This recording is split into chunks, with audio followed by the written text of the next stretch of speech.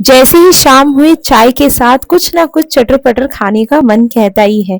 तो उसके लिए खारी सबसे पहले नाम याद आता है। लेकिन आपको खारी के लिए बाहर जाने की जरूरत नहीं है। जब घर की ही सामग्री से आपकी बहुत ही अच्छी खारी बनके तैयार हो जाएगी, वो भी बहुत ही कम वक्त में, लेकिन लंबे समय तक स्टोर आप इसे कर सकते हैं। वो मैं आपके साथ सारी चीजें शेयर करूंगी कि पहली बार में आपकी खारी step by step, layer to layer एकदम अच्छी तरीके से परफेक्टली बनके तैयार हो जाएगी। इतनी क्रंची कि बस आप इसी को ही बनाते रहेंगे और यही आपको पसंद आता रहेगा। तो चलिए स्टार्ट करते वीडियो को बिना वक्त गवाए आज की खारी की रेसिपी से। खारी बनाने के लिए सबसे पहले हम यहाँ पे लेंगे मैदा। इसको, ये मेरा आधा कप था तो यहाँ पर 1 कप करके यहाँ पे मैंने बोल में अलग से निकाल दी थी। अगर आपको गेहूं का चाहिए तो आप गेहूं के साथ 2 चम्मच रवा डाल दीजिएगा। तो इस तरीके से आपकी खारी भी बन जाएगी। जैसे मैदा हैवी होता है तो इसी के हिसाब में यहाँ पर मैंने अजवाइन डाली हो, और यहाँ पर जीरा हम यूज करेंगे फ्लेवर के लिए, यानी कि खारी का मैं जीरा फ्लेवर दे रही हूँ। अगर आपके पास जीरा नहीं है तो कोई बात नहीं। और यहाँ पर हम मैंने नमक डाली स्वाद के अनुसार। अब आटे को मोइन देने के लिए यहाँ पर मैंने ली हूँ तेल। नॉर्मल सा आप कोई भी तेल यूज कर सकते हैं। अगर आपको चाहिए तो आप घी का भी यूज करेंगे तो भी चलेगा, लेकिन घी आपका मेल्टेड होना चाहिए, यानी कि पिघला घी यूज करने का। अब अच्छी तरीके से हम आटे में मिक्स कर देंगे तेल को। इस तरीके से मुट्ठी से बांधेंगे तो हमारा मुट्ठी बन के ऐसे मतलब गिरेगा आटा। तो इससे मतलब पता चलता है कि आपका अच्छी तरीके से आटे में रेशे रेशे में तेल पहुंच गया है। तो अब नॉर्मल सा पानी लेकर हम इसे आटे को गूंदेंगे। आपको आटा को एकदम टाइट नहीं गूंदने का है, ना ही रोटी की तरह ढीला होना चाहिए, एकदम मीडियम होना चाहिए। कि ऐसा होना चाहिए कि बस आपको एकदम उसको बेलने का रहेगा ना, तो इसीलिए तो एकदम टाइट नहीं गूंदने का है। अगर आपने इसको टाइट गूंदा तो फिर बेलने में मुश्किल हो सकती है, जिससे वो आपकी खारी फट सकती है।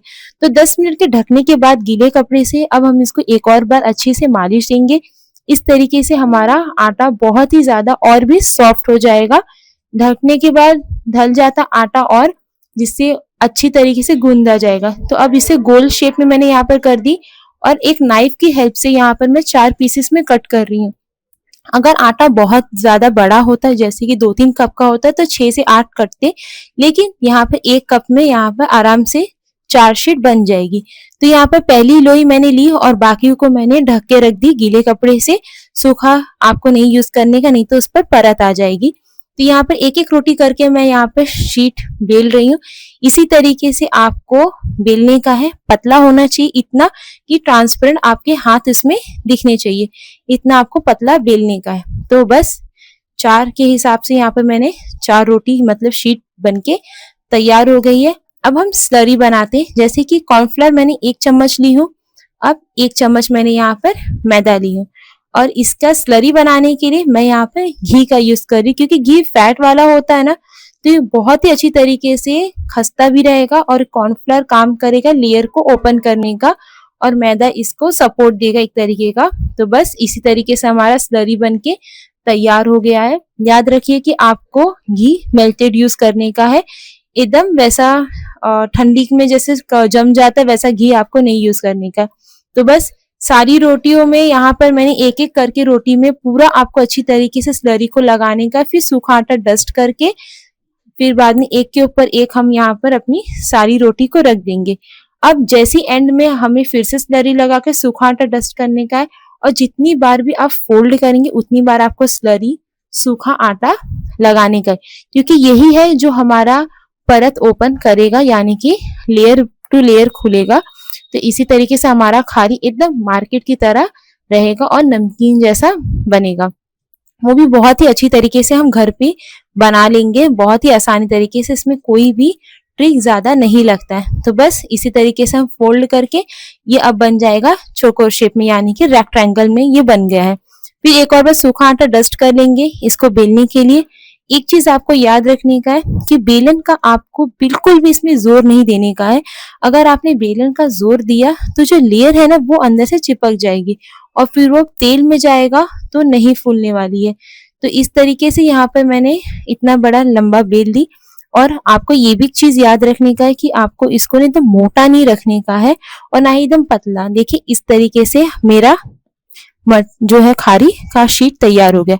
अब यहाँ पर आपको एकदम चारों ओर है ना एकदम अच्छे से कट करने का है, क्योंकि इस तरीके से आपका जो लेयर है ना वो ओपन हो जाएगा।